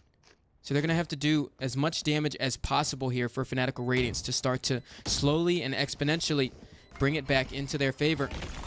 Astral Star placed down, but Fault Line comes right onto the angle. Actually stuns both of them. Celestial able to get away with one, but not more, and there's no impact that comes out of that. Revealing area. I don't know if you were tabbed onto Pillow Fort when it happened, but Pillow Fort slid back site C and hit a really nice shot. I believe it was on to Teen X. I could be wrong, but I mean, the shot was just, it was so nice. So we have a timeout for the side of Fanatical Radiance. I really hope that they're figuring out what they're doing wrong and they're coming up with a new plan. Figuring out how to keep that C site and to stop giving up that space for free. I mean, and if they're not able to stop it, how are they going to do their retakes differently? How are they going to combat the lurk that keeps, you know, getting behind them and killing them? They're just not aware of that. They need to make sure that they find a way to become aware. But I hate to say it, I'm not confident that coming out of this timeout that there's going to be much change. Yeah, I think you hit the nail on the head with that one. There's but so much you can really get out of a timeout here, just judging off of the errors that we're seeing. I mean, this is a time where, okay, they can address those errors, right, and actually maybe change the course of their plans in each of these rounds, but how much are they reading into Celestial Titan right now? Because that's really what's missing here. It's one of the things we talked about on Lotus. We didn't see enough adjustments coming out from Fanatical Radiance, and I don't know if we're going to see that here on Haven, but this is the time to make it happen. Let's see. We have the Fault Line going toward A, but they're not committing to that push. 0 Point does get shot out. Yes. Faulty Luck has taken so much space. The blue is aware. An amazing shot from him.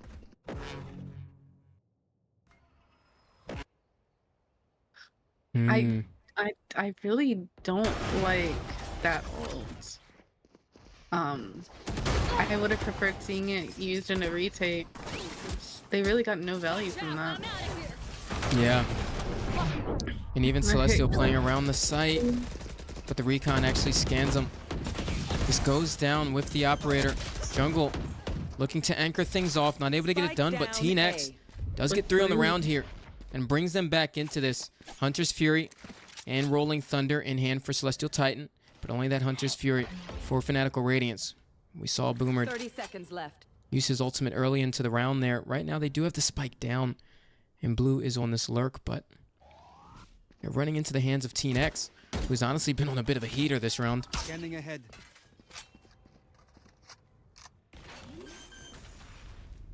One enemy remaining. Oh, 10 seconds Boomer left. spammed out. They do get the plant down here. Spike planted. Interesting use of that Hunter's Fury.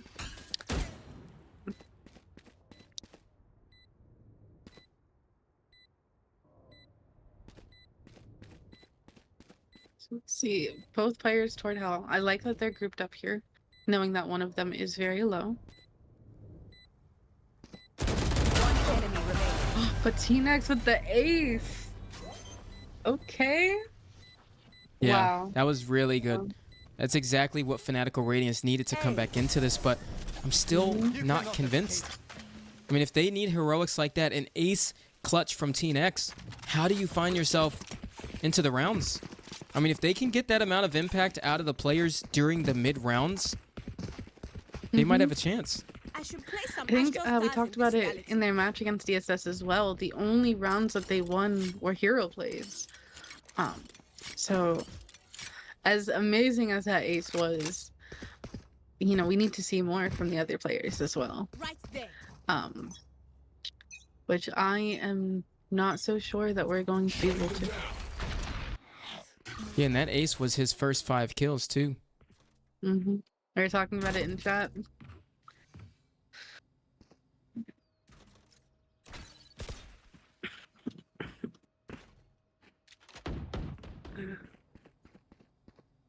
Playing a little slower.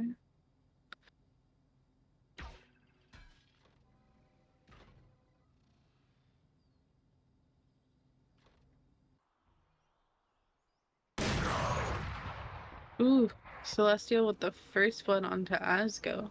And that is the smoke's gone for the side of Celestial Titans.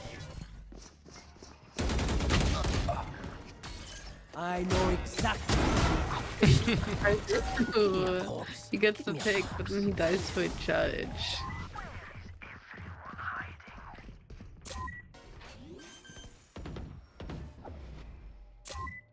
Spike planted. One enemy remaining. One enemy remaining. Blue, 2 headshots.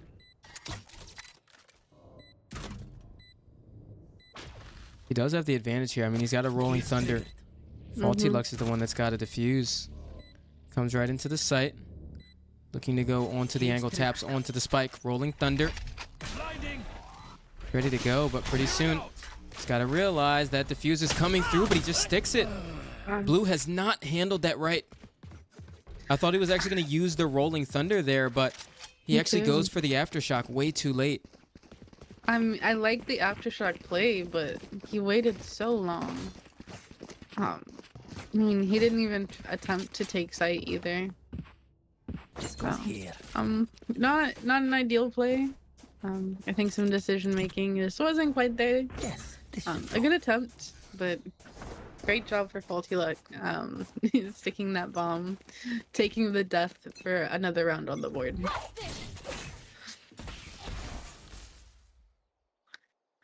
Okay. Once again, we're seeing the push taking toward A main. It looks like Fanatical Radiance are ready to give the site up. Oh. Now they're moving into site. It's a little weird. I'm not different. sure what I'm looking at.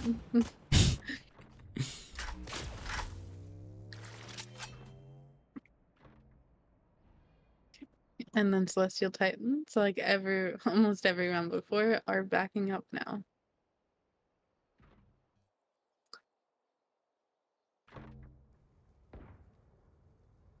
Right there.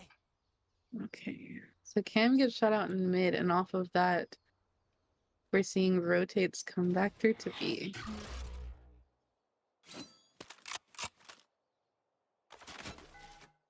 Scanning ahead. And the hits in the garage. 30 seconds left. Next is the one, but he does get sprayed out by blood, as does Faulty Luck by Shizu.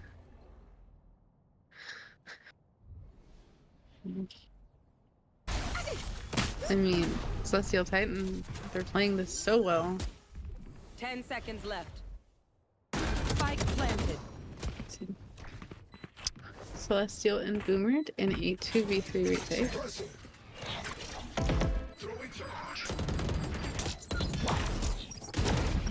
Boomered is taking the fight alone, but he does get the first pick.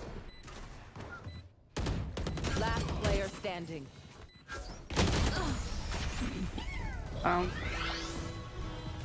So something that I really want to talk about is the way that Celestial Titan are baiting out the peaks and baiting out the util from Fanatical Radiance. They're taking space, they're falling back, they're taking space somewhere else, they're falling back, they're taking space, and yet another plays. And because of that, you know, Fanatical Radiance, they're peeking, they're trying to figure out what's going on, and then they're just getting sprayed because the entire team is playing together. Yep. And I think that alone has like won them so many rounds because they are playing together so well. You know, they're not giving up ones. See, now we're starting towards C. And it looks like they are committing to this site. So many bodies have dropped already. Spike We are planted. left with Jungle and Boomered, with Boomered on 5 HP.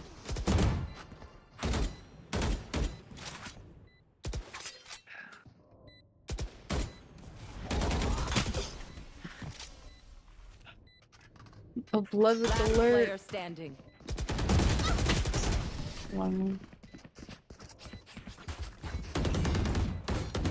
I want to point out, Celestial Titan did a really good job on that exec at the utility. There were 2 players playing on site, one towards close and one towards back site. I think they were in good position to be supportive of each other, but I mean, the utility disconnected both of them from any fights they could even take, and it's as simple as that paranoia that Asgo keeps throwing down that right side lane. I mean, again, it's those adjustments. Fanatical Radiance, if you're playing that C site, you have to think to yourself, okay, Asgo throws this paranoia on the same side every time, so I can't play this position. It's almost as simple as that. It's just figuring out what's going on and making adjustments. Adapt to your enemies. Just... I feel like we keep getting put in these positions to cast these games where, like, it almost feels like every round is just the same outcome. Right there. Yeah. And I don't know what to say. And last time we did that, it was Fanatical Radiance. Again. Celestial popping Hunter's Fury toward A-Link. I don't know how to feel about that. Oh! Yikes. Once again, we're in a retake scenario with Fanatical Radiance down numbers. They just keep giving those early picks, and it puts them at the disadvantage in the retake. Faulty luck with 8 HP, but he does have those 25 regenerative shields. But... Last player standing. wow. Yeah. There's 9 on the board for the side of Celestial Titan. Last round before the switch. I hate to say it, but for anyone who has Fanatical Radiance in their pick'ems, I think you're losing this one.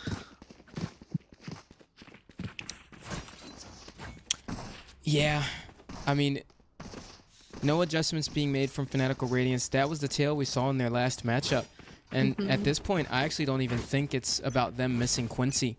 I think Celestial is good enough at the tip of the spear to be able to make up for some of the impact that Quincy could have. We saw that just in the stat lines last map, just comparing Celestial and Pillow Fort.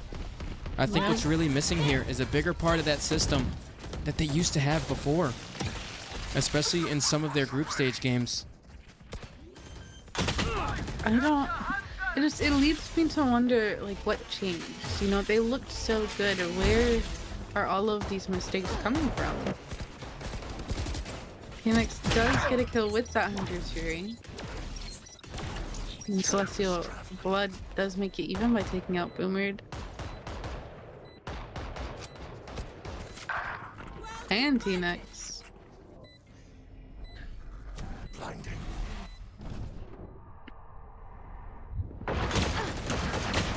Last player standing. Try to go into the retake, but a complete cleanup there. 4 on the round for Blood. I mean, 10-2 Anna. This is a bigger blowout than Lotus so far. There's almost nothing to say about these rounds at all, other than we are seeing the same monumental mistakes time and time again from Fanatical Radiance every single round. And Celestial Titan are just completely capitalizing off that, just like DSS did. I mean, yeah, I agree. This almost makes me wonder, you know, whenever we looked at DSS, we talked about not being sure if FNR was playing poorly or if DSS was playing really well. I feel like this kind of makes my answer lean the other direction.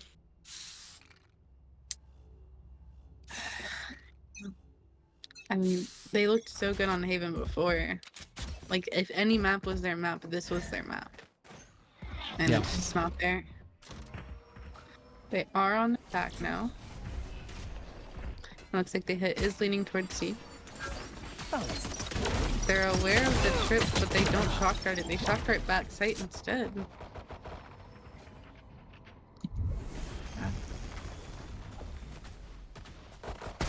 He's alert from faulty luck. And they do get 2 picks, so that's really big. That does even out the numbers. Well, I spoke too soon. Just a little too soon. So that leaves Boomer in a 1v2 clutch situation. It does look like he's going to rotate here, which I think is a really good decision.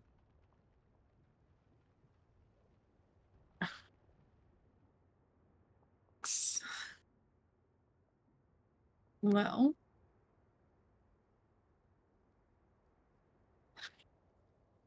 it's very silent. 30 seconds left. Yeah, I don't like that they're split up here either. Yeah, I was about to say the exact same thing. I don't like that they're splitting, but I do think that maybe it's just so that they can get the information. I'm hoping that Blood waits. Yeah. Blood waits for the regroup here with Pillow Fort. So Boomer is going to play Heaven.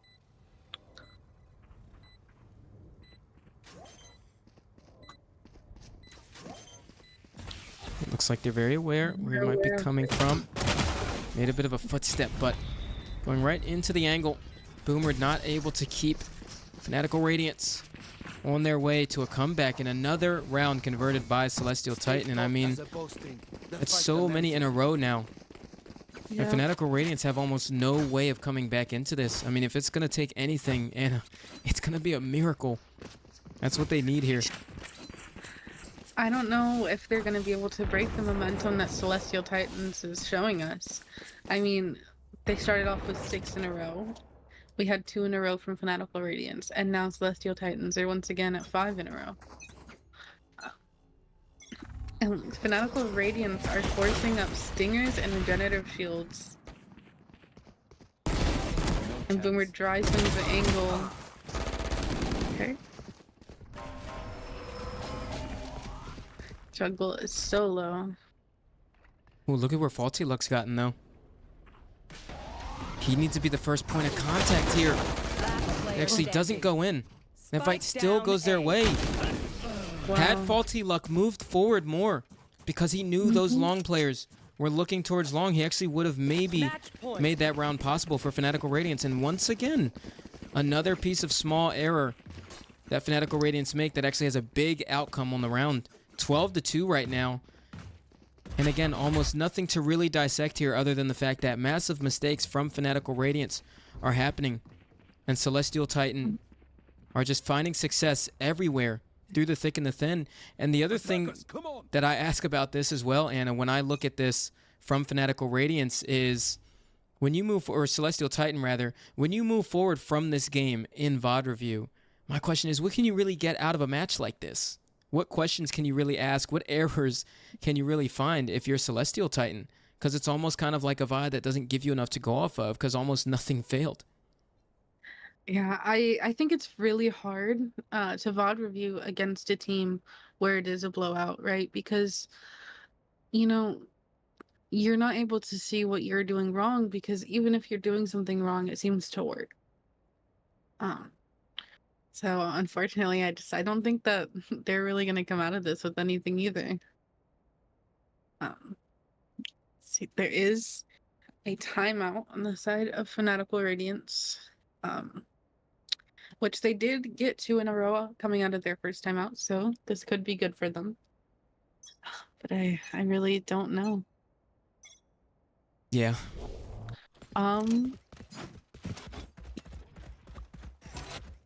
Yeah. Gotta go. Very unfortunate.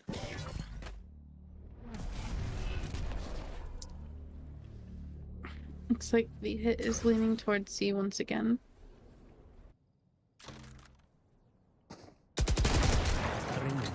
The Shizu with the spray through the smoke.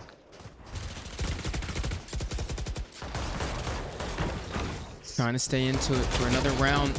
Shizu has already grabbed 3 onto the round. Over towards mid, One though, enemy remaining. is going to try to explore the space, down but B. gets completely taken Revealing down. area. I mean, the game is over just like that.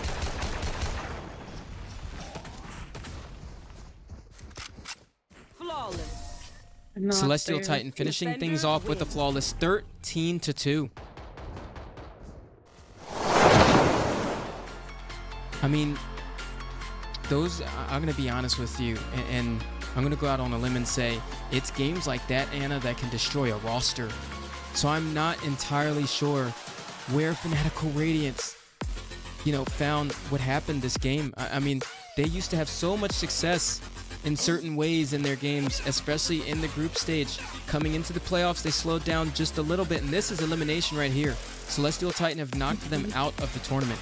So presumably a lot of changes are going to come on the board for that squad to get ready for any other tournaments they're going to play in moving forward, or even just VALORANT Premier.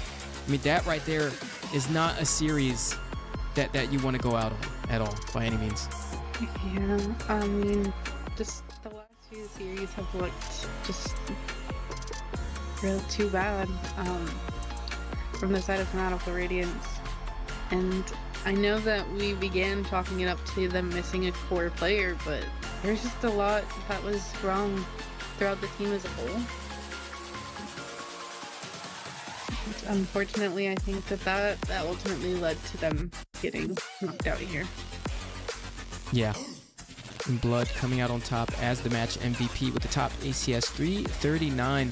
And even Shizu had a really good game there as well. We talked about him switching over to that Sentinel. And he pops off just as always. The mechanics look really good. Blue, Pillow Fort also topping the leaderboard here. Asgo with the assists. I mean, all of Celestial Titan were shooting their shots, and they were hitting them too. And I think that's another thing we got to talk about as well, Anna, is when you're losing out on the gunfights themselves. I mean, even if you do make mistakes, we've seen teams make mistakes before, but still win certain engagements because the gunshots are heavily favored their way. And I think even that wasn't the silver lining for Fanatical Radiance here. So not only was the macro, exhausted, but the micro was also missing in every way, shape, and form in this series. And I'm honestly surprised to see this from them, because this is not a form that we've seen from them. I mean, I know it went this way against DSS, but a lot of times what we're anticipating here, right, is resilience to come out of the squad, because they showed us this before. But it doesn't look like anything changed. I agree. I mean, it looks the exact same. I expected maybe some work would be put in to change things, but it just doesn't look like that happened. Yeah. And with this map as well, this moves Celestial Titan forward to lower round number 3, which is the lower semifinal. So Celestial Titan do move forward in this, and they're actually going to be going up against the loser between DSS Gaming and Red Panda Gaming. Do you think that Celestial Titan can beat either of those teams? So, here's the thing. Celestial Titan have already lost to Red Panda Gaming. And I honestly don't think that they would be able to beat them. And then DSS, obviously DSS has looked really good, Yep. every single time that they've played. So I don't think that they'd be able to beat them either. Yeah. No, I can definitely agree with you on that prediction. And I think it's going to be a hard one for sure. And looking at the bracket now, I actually realized, so they're going up against the winner of Minji versus whoever wins Times versus Ultralight. And then if they win that match, they go up against the loser of DSS First RPG. So on the flip side of that correction, do you think that Celestial stand a good chance against one of Minji Times or Ultralight Academy? I would say yes to that one, actually. I do think that Celestial have a good shot against Times and Ultralight. Well, because Ultralight did beat Fanatical Radiance when Fanatical Radiance was looking better. So I feel like that might be close. And then obviously Minji hasn't looked bad either. So I think that those would be two close matches. But if they did go against Times, I think that would be a fairly easy win for them. Yeah. I agree. And I mean, it also begs the question too, because as we go. And now we look at the bracket here. It begs the question, what is Minji going to look like in that next matchup as well? Because tonight, later on our second stream, we're going to get Times versus Ultralight Academy. So we're actually going to see the form that both of those teams are in. We haven't gotten to see Ultralight Academy and Times play in a little while, so seeing what that form is going to look like, they go up against one of Minji. Now, you mentioned Minji. Now, they went down to DSS, and I mean, it was dominant. I mean, that series was heavily in favor of DSS. And I remember on the cast, one of the questions we were asking, is this because DSS are just the best team in the tournament, or is it because Minji isn't necessarily playing to the standards that people expect them to, given what we know about the players on the roster? And I'm going to be honest with you, I think it's a little bit of both. I think Minji have slowed down just a little bit in terms of what they showed us their strong suits were early on.